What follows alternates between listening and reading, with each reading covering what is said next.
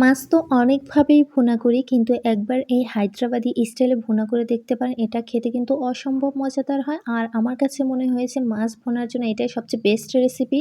আর এটা খেতে সবাই অনেক বেশি পছন্দ করবে।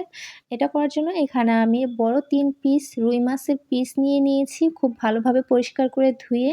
আর মাছটাকে এখন ম্যারিনেশন করে নেব। মাছটা ম্যারিনেশন করার জন্য এখানে আমি দিয়ে দিয়েছি মরিচের গুঁড়া ১ চামচ পরিমাণে, আর দিয়ে দিয়েছি প্রয়োজন মতো লবণ। লবণটা দিয়ে দেওয়ার পর এখানে আমি দিয়ে দিব 1/2 চামচ পরিমাণে লেবুর রস। এখানে অবশ্যই লেবুর রসটা দিতে হবে। লেবুর রসটা দিয়ে দেওয়ার পর মাছটাকে খুবই ভালোভাবে মশলার সাথে মাখিয়ে এটাকে 10 মিনিটের জন্য রেস্টে রেখে দেব। আর মাছটা রান্না করার জন্য এখানে একটা পেস্ট করে নিব। নিয়ে নিয়েছি টমেটো, আদা, রসুন, আর নিয়ে নিয়েছি কাঁচামরিচ, ধনিয়া পাতা, রসুন, আর দিয়ে দিয়েছি 1/2 চামচ পরিমাণে পোস্তদানা। তারপর এখানে স্বল্প একটু পরিমাণে পানি দিয়ে এই পেস্টটা খুব ভালোভাবে করে নিব। পেস্টটা করে নিয়ে নেওয়ার পর এখন আমি প্যানে দিয়ে দিয়েছি পর্যাপ্ত পরিমাণে রান্নার সরিষার তেল। তেলটা দিয়ে দেওয়ার পর এখানে আমি দিয়ে দিয়েছি মেথি। মেথিটা মাছের ভাজার মধ্যে দিয়ে দিলে মাছের অনেক সুন্দর একটা ঘ্রাণ আসে, এর জন্য এখানে মেথি ব্যবহার করেছি। তারপরে তেলটা গরম হয়ে আসলে একে একে সবগুলো মাছ চুলায় দিয়ে দিব। আর এই পর্যায়ে অবশ্যই চুলার আঁচটা মিডিয়াম লো হিটে রেখে মাছগুলো ভেজে নিতে হবে।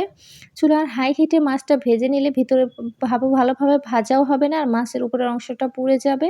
তো একে একে এভাবে আমি সবগুলো মাছই ভেজে নিয়েছি। মাছগুলো এখন প্যানের থেকে একে একে তুলে নিব। তো সবগুলো মাছ প্যানের থেকে তুলে নিয়ে নেওয়ার পর এখন আমি প্যানে দিয়ে দেব পর্যাপ্ত পরিমাণে রান্নার সয়াবিন তেল। তেলটা দিয়ে দেওয়ার পর এখানে আমি কিছু গরম মশলা ব্যবহার করেছি। গরম মশলার মধ্যে দিয়ে দিয়েছি তেজপাতা, এলাচ, দারুচিনি।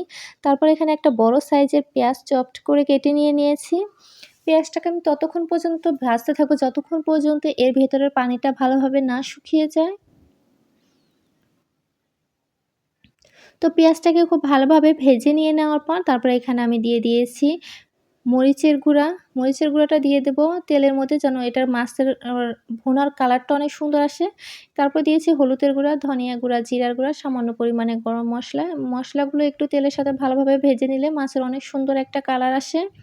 তারপর এখানে আমি দিয়ে দিব আগের থেকেই করে রাখা পেস্টটা দিয়ে দেওয়ার পর এগুলোকে কিছুক্ষণ মাছ মশলার সাথে পেঁয়াজের সাথে খুব ভালোভাবে কষিয়ে নিয়ে নেওয়ার পর তারপরে যখন এর মধ্যে তেল একটা ভাব চলে আসবে তখন এখানে আমি দিয়ে দিয়েছি লবণ, আর দিয়ে দিয়েছি 2 চামচ পরিমাণে টক দই। টক দইটা দিয়ে দেওয়ার পর সবগুলো উপকরণ খুব ভালোভাবে কষিয়ে নিয়ে নেওয়ার পর তারপরে এখানে আমি দিয়ে দিব মাছটা দিয়ে দেওয়ার পর মশলার সাথে মাছটাও কিছুক্ষণ কষিয়ে নেব। তারপরে এখানে দিয়ে দিব স্বল্প একটু পরিমাণে পানি। পানিটা দিয়ে দেওয়ার পর এটাকে কিছুক্ষণ রান্না করে নিব।